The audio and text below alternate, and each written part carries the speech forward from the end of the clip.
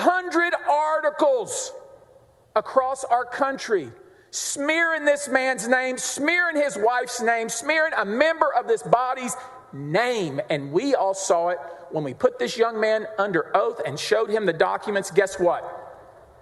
Didn't happen. Wasn't true. And that is indicative of their entire case. We should not be in a position to where we have to come in here and prove our innocence, but we did. What was this trial all about? My goodness, it was all over the news. You couldn't escape it. Joining me now, my friend Sara Gonzales, host of the great News and Why It Matters on TheBlaze. Sara, okay, pretend like I'm not actually from Texas and I don't know who Ken Paxton is and I don't know what was going on. Why was Ken Paxton being impeached? What happened? So how this came about is that there were 7 whistleblowers, actually 8 whistleblowers, 4 whistleblowers who actually ended up filing a lawsuit against the Office of the Attorney General, claiming that they were fired for retribution because they went to the FBI with certain accusations. So they filed a lawsuit against Ken Paxton's office, and Ken Paxton's office asked the Texas House to settle the case purely because it would have cost much more money to go through all of the litigation, and his office was trying to save taxpayers some dollars. What ended up happening was the Texas House used this for retribution after Ken Paxton called out Speaker of the House Dade Phelan for being drunk on the Texas House floor while conducting business back in May. All of a sudden, after Ken Paxton called him out for being drunk and asked him to resign, we learned of this big investigation that was taking place into Ken Paxton because of the lawsuit that had been filed that he had subsequently asked Speaker of the House and the Texas House to take up and settle. So then all of a sudden we heard of all of these whistleblowers who all had these baseless allegations about Ken Paxton misusing and abusing his office, Ken Paxton accepting bribes in the form of granite countertops, all of these sexy and salacious allegations about our Texas Attorney General who had misused his office, who had, in some cases, they accused him of committing crimes. They accused him of conspiracy. They accused him of dereliction of duty. They accused him of abuse of public trust. I mean, these were very, very serious allegations that they were throwing on Ken Paxton. And when we saw the trial, I mean, I watched basically every minute of it, Jesse, unfortunately. And when we saw all of this shake out, we were told by the House, the evidence is 10 times worse than what you know. And what we saw happen when we actually saw all the evidence in the trial was that it was a bunch of bureaucrats who had all of these suspicions about their boss. They didn't like the way their boss was conducting his business. And in such an Alexander Vindman-esque way, they decided that they knew better than their boss. And they held it against him. They had a chip on their shoulders. And all of a sudden, they thought he was committing all of these crimes, and they went to the FBI with all these baseless allegations, and come to find out once you review the evidence, there was nothing there. Let's rewind just a minute. This Dade Phelan, we actually have this video of this dude just 3 sheets to the wind. Here's this Dade Phelan you referenced. Mr. Campbell sent an amendment. The amendment is acceptable to the author. Is there objection to the opposite amendment? The chair has none. Amendment is adopted.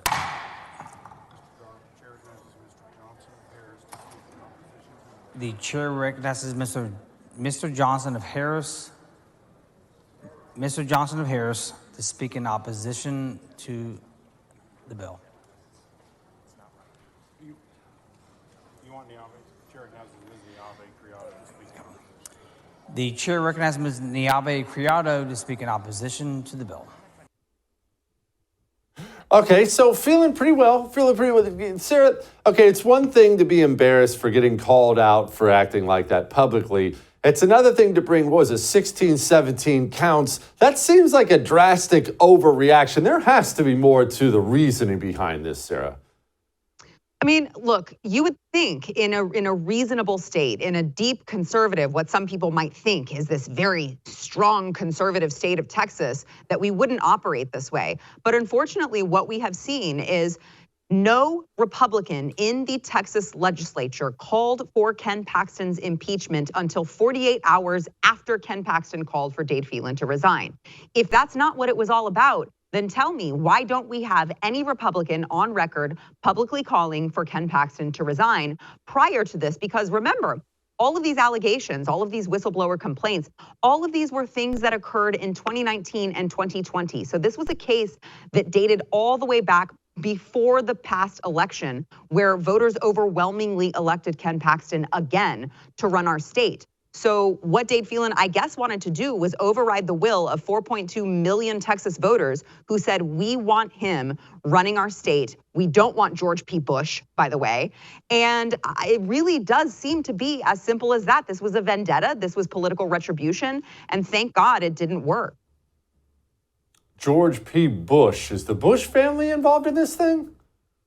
Well, curiously enough, Jesse, the whistleblowers, the 4 whistleblowers who went on to file a lawsuit, at least 3 of those whistleblowers are using an attorney by the name of Johnny Sutton, who has very strong ties to the Bush family, including being a U.S. district attorney for George W. Bush. And he was actually involved in some controversial issues where he was charging Border Patrol agents for defending our border. And so Johnny Sutton was the attorney who's been representing these whistleblowers for 3 years, getting paid $0 from any of these whistleblowers with absolutely no contract of how he is about to get paid. Meanwhile, at the same time that this is occurring and the whistleblowers are going to the FBI, George P. Bush is reinstating his law license that he let lapse for 10 years. And then, of course, we know the rest of the story. Months later, he went on to run for attorney general.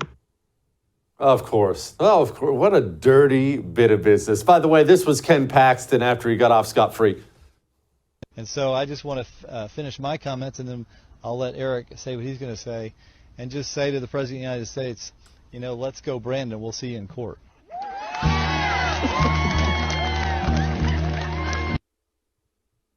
What's he doing with Joe Biden?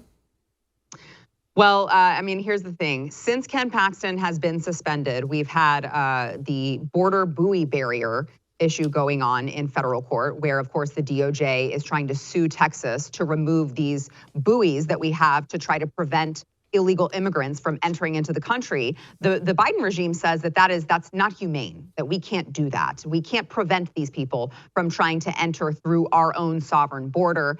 Not to mention, there are several different lawsuits going on with all of the ACLU is suing Texas over the so-called drag ban.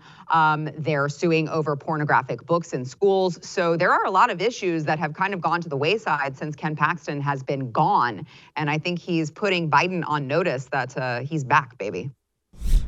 For too long, we've been led to believe that communism is a thing of the past. But the truth is, communism is alive. It's here, and it's infiltrating every aspect of American life.